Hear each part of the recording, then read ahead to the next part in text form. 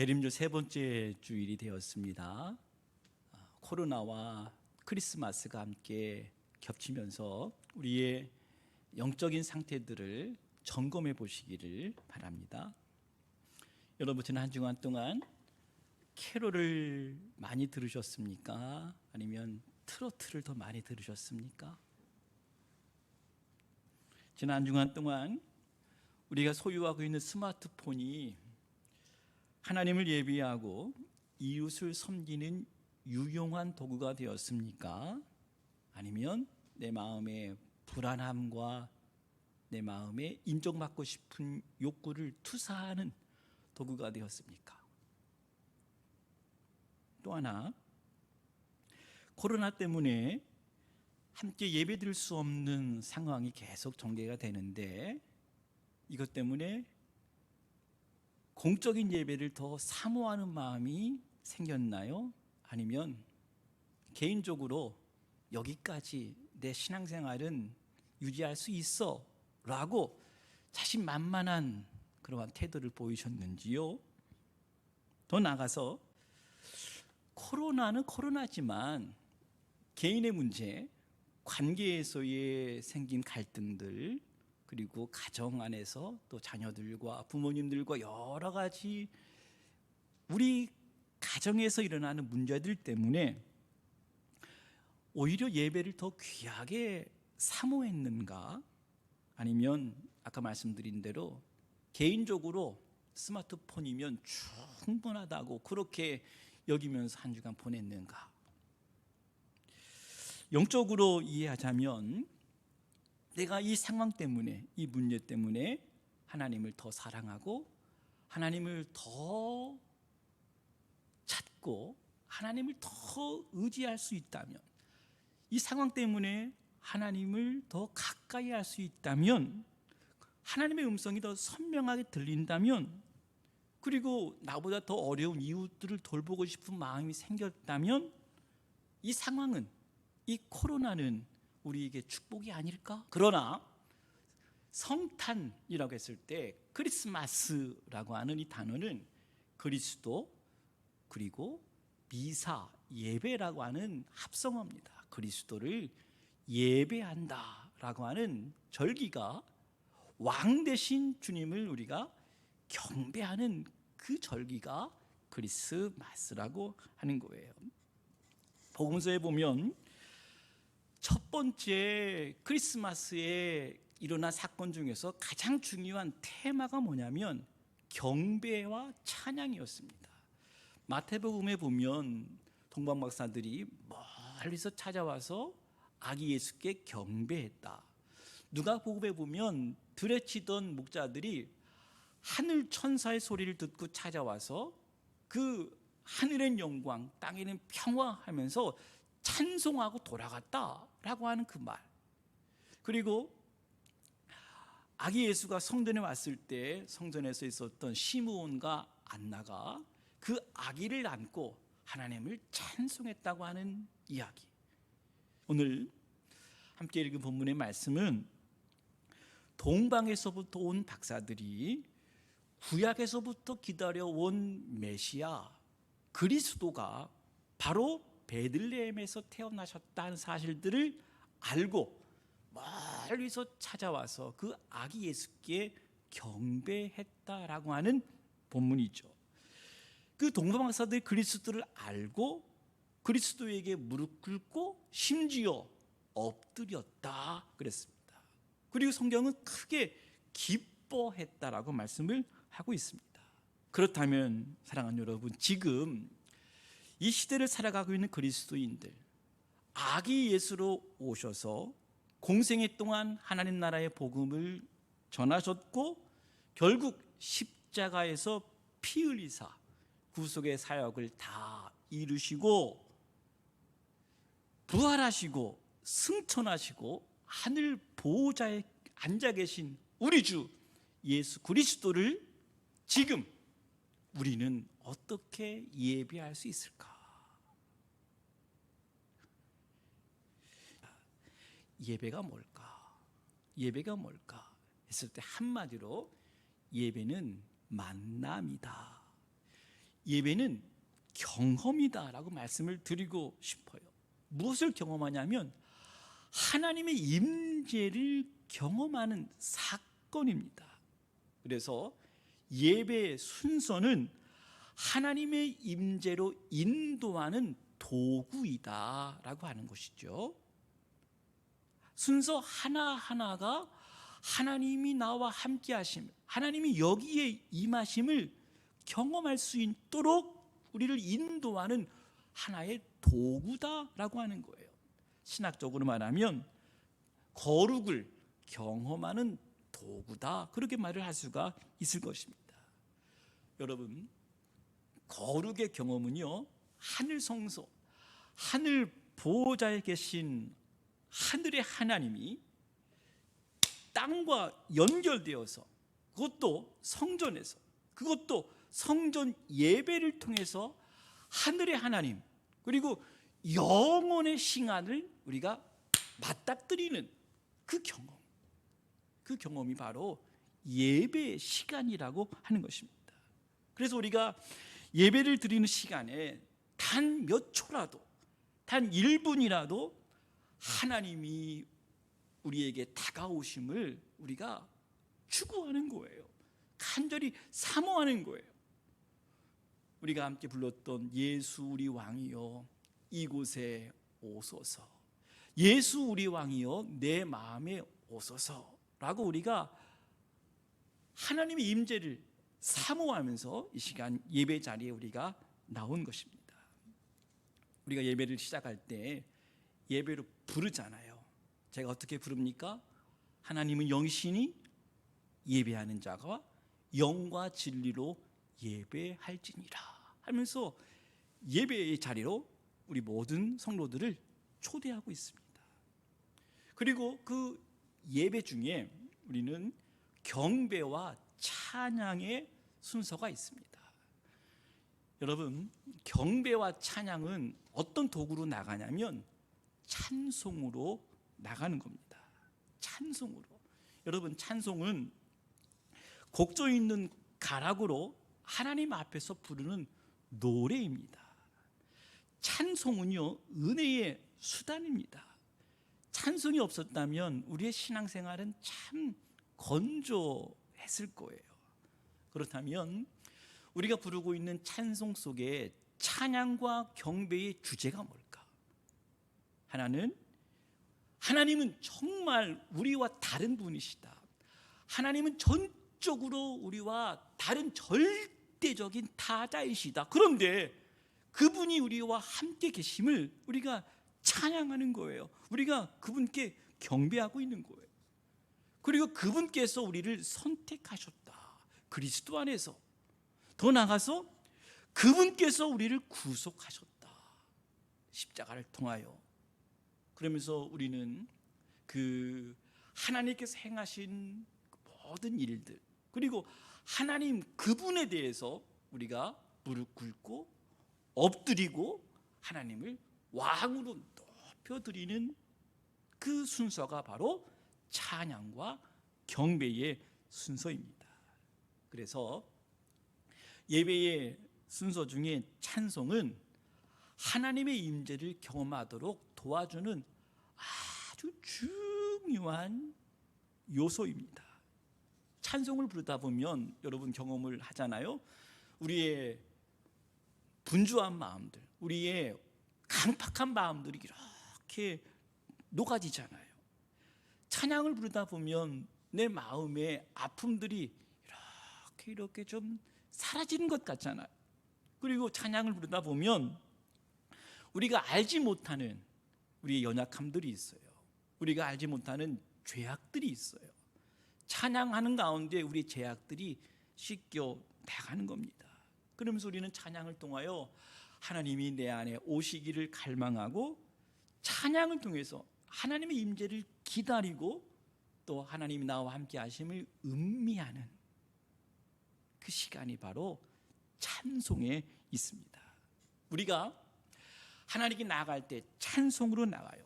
찬송은 제가 아까 말씀드린 대로 하나님께서 행하신 일, 우리를 그리스도 안에서 선택하시고 우리를 구속하신 그 일을 찬양하다 보면 더 깊은 보좌에 들어가게 되는데, 바로 그 보좌 앞에서 우리는 하나님께 무릎 꿇어, 하나님, 당신은 하나님이십니다.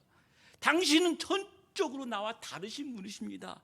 하나님의 위엄 앞에, 하나님의 영광 앞에 우리가 무릎 꿇을 수밖에 없는 그 사건, 그것이 바로 경배가 이루어지는 거예요. 하나님께서 행하신 일들을 우리가 노래할 때 더 깊은 하나님을 경배하는 자리로 우리가 나아갈 수 있다. 바로 이때 성령님의 기름 부으심, 하나님의 역사가 바로 짧은 이 예배 가운데 나타나는 것입니다.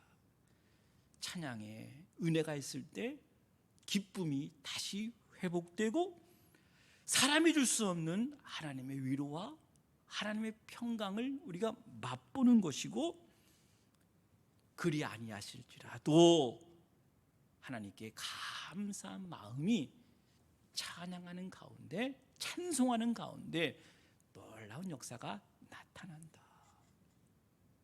또 하나는 우리가 예배 순서 중에 참회의 시간이 있어요. 그리고 사죄를 선언하는 시간이 있습니다.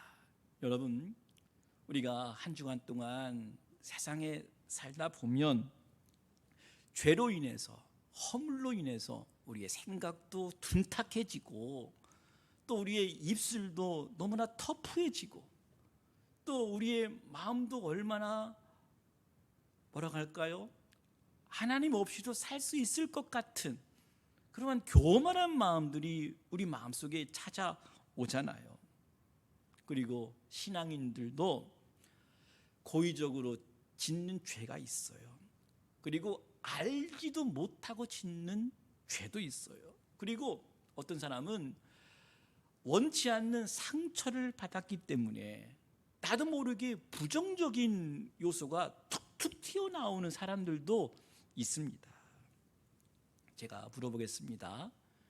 죄를 짓는다고 해서 우리가 하나님의 자녀가 아닐까요? 하지만 여러분, 죄가 우리 안에 남아 있으면 우리는 성령 충만한 삶을 살기가 어렵잖아요. 우리가 예배 가운데 더러운 것들을 씻어내므로 정결하게 되어서 우리는 하늘로부터 오는 능력을 힘입는다. 그래서 우리는 죄를 고백하는 겁니다. 여러분, 시편 51편에 보면 다윗이 죄를 짓고 난 후에 처절하게 자기의 죄를 자백하고 회개합니다. 그러면서 깨닫기를, 하나님께서 구하시는 것은 상한 마음 그리고 통회하는 심정이라고 그렇게 말씀을 하고 있습니다. 여러분, 우리가 예배 자리에 나올 때 우리 마음에 품고 있는 여러 가지 죄악된 생각들, 이것들이 보혈의 피로 정결함을 입어서 우리가 하늘 능력을 힘입어서 다시 한 주간을 살아갈 수 있는 말씀, 그 영혼의 정결함을 얻을 수 있어야 한 주간도 우리가 버텨냅니다.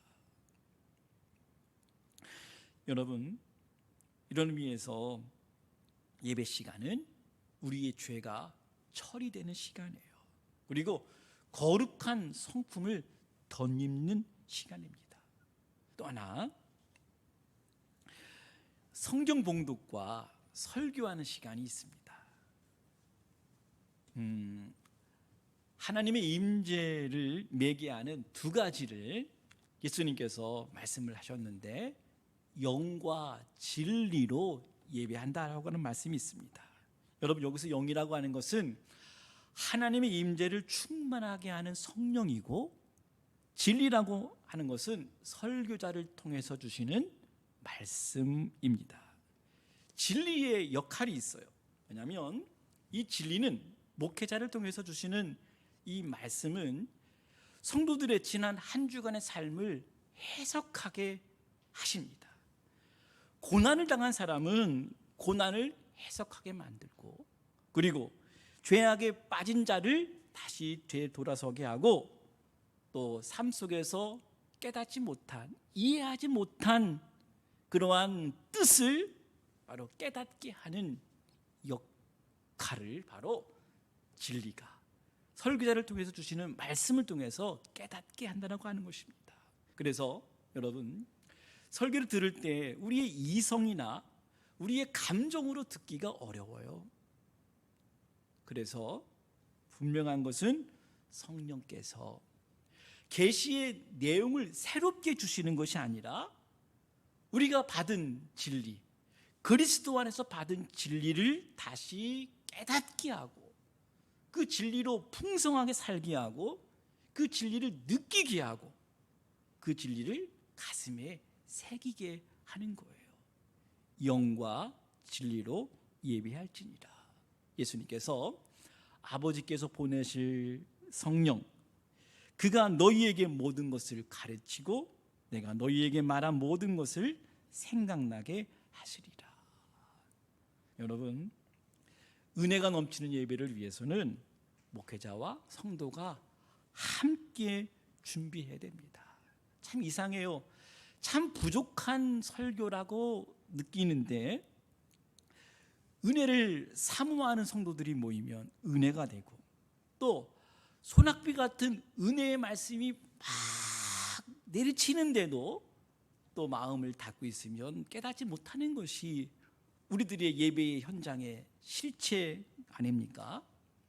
목회자는 하나님 말씀을 하나님 말씀으로 확신 있게 선포하고, 그리고 성도들은 은혜를 사모하는 마음으로, 하나님의 임재를 갈망하는 마음으로 말씀을 기다릴 때 성령께서 우리를 깨닫게 하시고, 성령께서 지난 한 주간의 삶을 믿음으로 새롭게 해석할 수 있도록 확신을 주시고 우리를 새롭게 해 주실 것입니다. 또 하나, 예배 가운데 우리는 기도와 또 감사와 그리고 하나님께 봉헌하는 시간을 갖습니다. 특히 하나님께 올려드리는 거예요. 기도도 올려드리는 거예요. 감사도 올려드리는 거예요. 그리고 봉헌도 드리는 거예요. 특히 헌금은, 하나님, 내가 사는 것은 물질 때문이 아닙니다. 내가 물질로 사는 것이 아니라 하나님의 은혜로 사는 것입니다 라고 고백하는 우리의 신앙의 결단이 헌금이다. 그래서 여러분, 이 헌금은 하나님께도 드리지만 이 헌금의 정신 중에 하나는 우리보다 연약한 사람, 헐벗은 사람을 돌보는 것도 아주 중요한 헌금의 정신입니다. 여러분 주변에 정말 어려운 분들이 보인다면 여러분 그런 분들을 향해서 내 마음을 쏟는 것, 그분들을 향해서 작은 내 물질을 나눌 수 있는 것도 헌금 정신입니다. 그러면서 우리는 헌금을 통해서, 섬김을 통해서 하나님과 더 가까워지는 거예요. 그러지 않겠습니까? 우리의 삶에 궁극적인 비전이 있다면 하나님과 더욱더 가까워지는 거예요. 물질 때문에 하나님과 멀어지는 것이 아니라 물질 섬김을 통해서 하나님을 더 가까이 할 수 있다면 헌금은 분명히 축복입니다. 그리고 마지막, 예배를 다 마무리하면서 축도하잖아요. 복을 선언하잖아요. 우리 주 예수 그리스도의 은혜와 하나님의 크신 사랑과 성령의 교통하심이 너희 무리와 함께 있기를 원하노라 하면서 세상을 향해서 다시 나가는 성도들을 격려하고 축복하고 한 주간 동안 힘있게 살도록 격려하는 겁니다. 예배를 잘 드리면 하나님을 만날 수 있고 일상을 다시 하나님과 가까이 살아갈 수 있는 은혜를 얻게 되는 겁니다. 일상이 예배다라고 말을 하는 사람들이 있어요. 일상이 예배다. 저는 이렇게 질문을 하고 싶어요. 그 말에 대해서 정말 책임질 수 있을까? 스마트폰 하나로 모든 예배를 다 가늠할 수 있을까? 그 스마트폰이 하나님을 더욱더 가까이 하고 공적인 모임, 여기서 공적인 모임을 말할 때 영상도 포함을 하는 거예요. 함께 그 시간에 모이는 거예요. 그 태도로 함께 참여하는 거예요.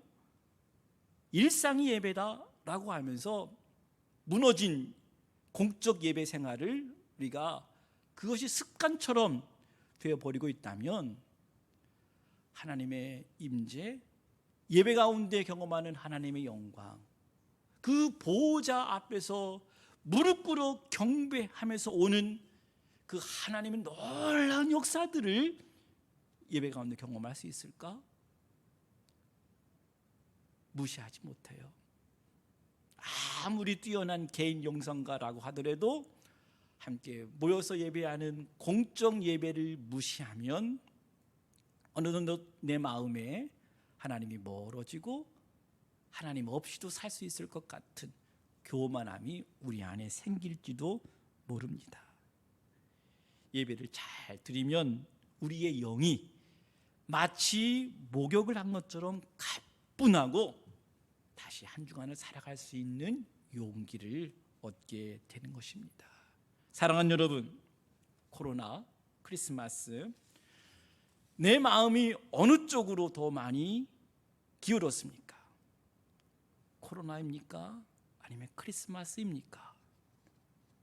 코로나 때문에 그 답답하고 그 우울한 환경을 트로트로 대체하겠습니까? 아니면 캐롤을 부르면서 성탄의 의미를 기뻐하고 함께 성탄을 축하하고 함께 나누고 싶은 거룩한 열망이 우리 안에 있는 겁니까? 영적으로 꼭 한번 진단해 봐야 될 우리의 모습들입니다. 사랑하는 여러분, 예배는 소수의 사람들이 보여드리는 공연이 아닙니다. 목사의 원맨 쇼가 아닙니다. 모든 백성이 하나님께 나오는 시간입니다. 하나님의 임재를 경험하는 시간입니다.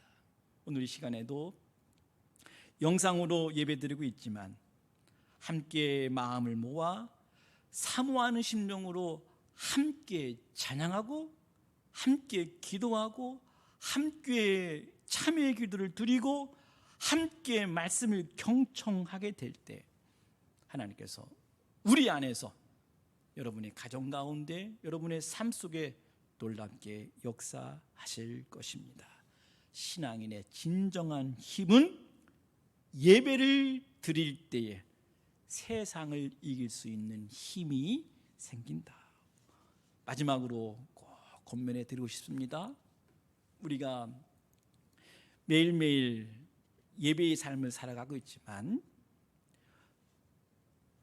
아무래도 오늘의 예배가 내 삶의 마지막 예배가 될 수 있다라고 하는 그 심정, 그럴 때에 하나님의 말씀이 생생하게 들릴 것이고 우리의 기도가 하늘 보좌를 움직이는 기도가 될 것이고 우리의 찬양이 언젠가 영원한 하나님의 나라에서 영원히 부를 우리의 찬양과 경배의 주제가 있잖아요. 어린 양 되신 예수 그리스도의 그 보혈을, 우리를 구속하신 그 놀라운 은혜를 함께 참여하게 될 그때를 우리가 기다리고 바라보면서 아멘 주 예수여 지금 오세요, 지금 오셔도 됩니다 라는 믿음으로 우리가 살아갈 수 있게 될 것입니다. 사랑하는 여러분, 한 주간 캐롤 많이 들으시고 스마트폰으로 말씀 많이 들으시고 어려운 이웃들을 돌아보고 기도하고 말씀 좀 읽고 말씀을 쓰고 그리고 한 주간 예배를 기다리고 예배를 사모하면서 한 주간을 살아가게 될 때에 놀라운, 우리가 예상하지 못한 놀라운 일들이 우리 안에 일어나게 될 것입니다. 이 놀라운 역사가 이 샘손도 믿음의 식구들에게 함께하기를 주님의 이름으로 간절히 축원합니다.